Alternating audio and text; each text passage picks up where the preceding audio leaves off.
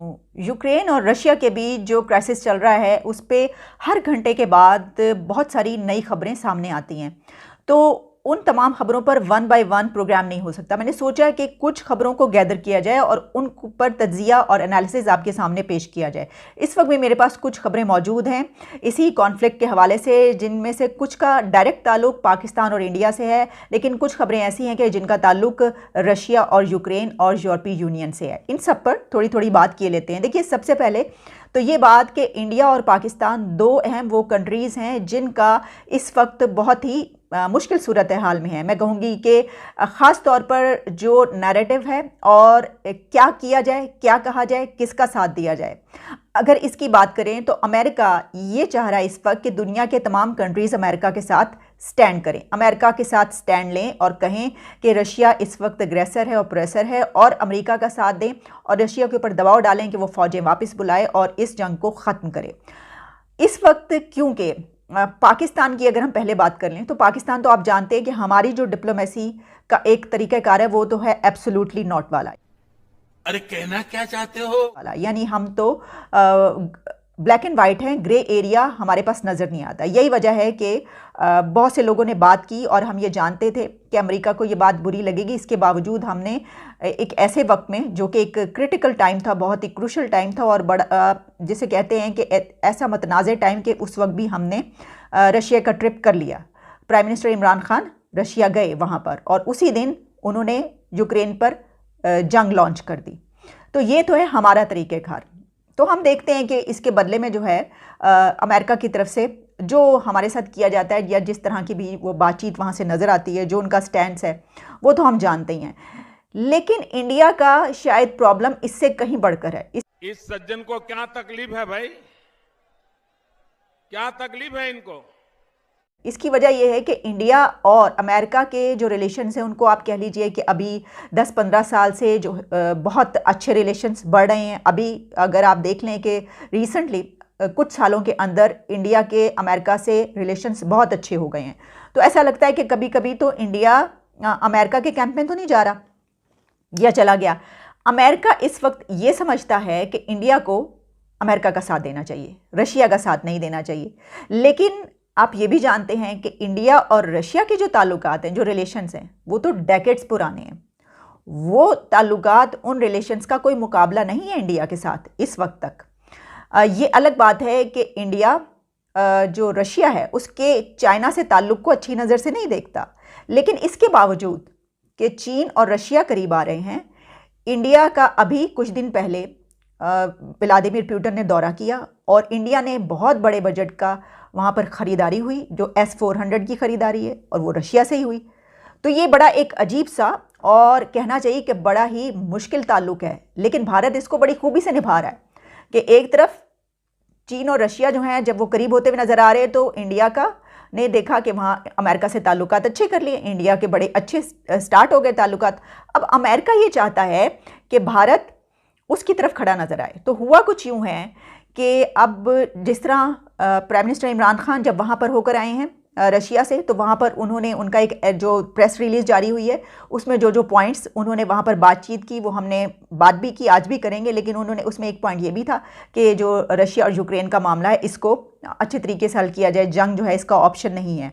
उन्होंने वहाँ पर इसी बात पर जोर दिया। लेकिन जो बात हुई PM मोदी और प्रेसिडेंट पुतिन के बीच टेलीफोनिक कन्वर्सेशन हुई है और इंडिया की तरफ से रशिया को यह कहा गया है कि डिप्लोमेसी एक रास्ता है, डिप्लोमेसी ही एक वाहिद अच्छा रास्ता है जिसके ज़रिए हम अपने कॉन्फ्लिक्ट्स को, हम अपने डिस्प्यूट्स को हल कर सकते हैं। इसके अलावा कोई रास्ता नहीं है और जंग का रास्ता इख्तियार नहीं किया जाना चाहिए।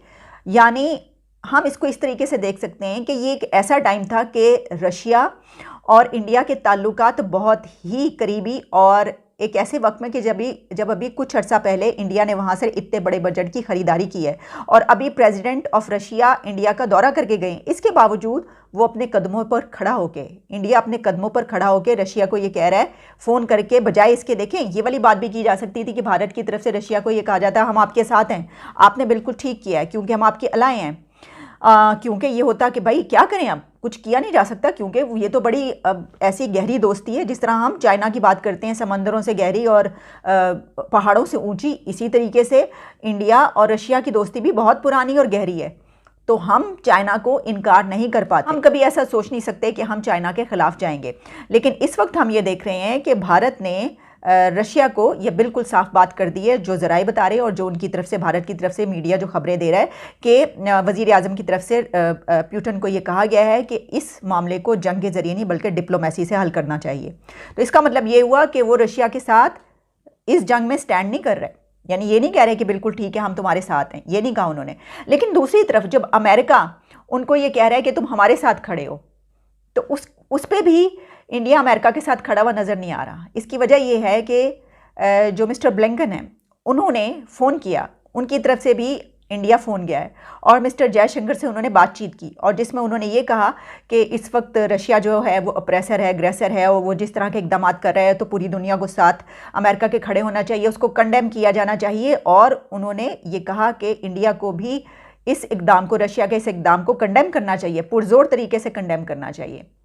ये बातें बार बार किस लिए की जा रही हैं? इसलिए की जा रही हैं कि अमेरिका इस वक्त ये समझ रहा है कि क्योंकि भारत और रशिया के ताल्लुकात बड़े गहरे हैं, तो इस वक्त इंडिया के हमारे से ताल्लुकात शुरू हो चुके हैं, तो इसको हमारे कैंप में आ जाना चाहिए।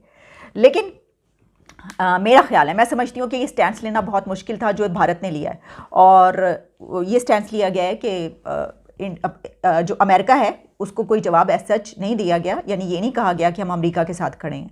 जहाँ एक तरफ रशिया को ये कहा जा रहा है कि देखें इस तरीके से नहीं, डिप्लोमेसी से हल करें, वहीं पर इंडिया को जो है वो अमेरिका को ये नहीं कह रहा कि हम तुम्हारे साथ खड़े हैं। इसकी वजह यह है कि जब आप देखें, जब प्रेसिडेंट जो बाइडन बातचीत कर रहे थे तो उस दौरान जब एक सहाफ़ी ने उनसे सवाल किया कि भारत के मुतालिक आपका क्या ख्याल है, वो जो है आपकी उनके साथ ताल्लुकात भी हैं, तो क्या वो इस मामले पर आपके साथ स्टैंड करता है? तो प्रेसिडेंट ने क्या कहा आगे से? प्रेसिडेंट ने जवाब दिया कि इस बारे में हमारी अभी कंसल्टेशन हो रही है, इस बारे में अभी ऐसा कुछ नहीं है, हम उनसे ये कहेंगे और बात करेंगे। तो इसका मतलब ये हुआ कि वो ये भी कह सकते थे कि हाँ वो हमारे साथ खड़े हैं, और वो उन्होंने हमसे कहा है, फ़ोन पे जवाब दिया हमें कि हम बिल्कुल आपके साथ खड़े हैं। उन्होंने ये तक नहीं कहा कि हमने फ़ोन किया तो उनकी हमसे बात हुई है और वो रशिया के इस इक़दाम की मजम्मत कर रहे हैं। जहाँ उन्होंने ये बात की कि इसको डिप्लोमेसी के ज़रिए हल किया जाए, जंग रास्ता नहीं है, वहीं पर जो अपने स्टूडेंट्स हैं रशिया में, जो इंडिया के तालिब इल्म हैं, जो वहाँ पर पढ़ने के लिए गए हुए थे और वो वहाँ पर बड़ी तादाद में मौजूद हैं, तो उन्होंने अपने स्टूडेंट्स के लिए प्रेसिडेंट पुतिन से बात की। उनका ये इस बातचीत के दौरान जो खबरें आई हैं सामने, उसमें ये भी आया है कि जो कन्वर्सेशन हुई है उसमें एक पॉइंट ये भी था कि जिसमें इंडिया की तरफ से रशिया को ये कहा गया है कि हमारे स्टूडेंट्स को मेक श्योर किया जाए कि उनको कोई तकलीफ़ ना पहुँचे और वो बिल्कुल सही सलामत अपने वतन वापस पहुँच, और इस सिलसिले में कोशिशें की जाएँ, क्योंकि हमारी सबसे बड़ी प्रायोरिटी हमारे स्टूडेंट्स हैं। हमारी तरजीह हमारे वहाँ पर जो लोग मौजूद हैं इंडिया के, वो हैं, तो उनको बिल्कुल सही खैरियत से इंडिया पहुंचाने का जो है वो अमल किया जाए और उसके लिए कोशिश की जाए।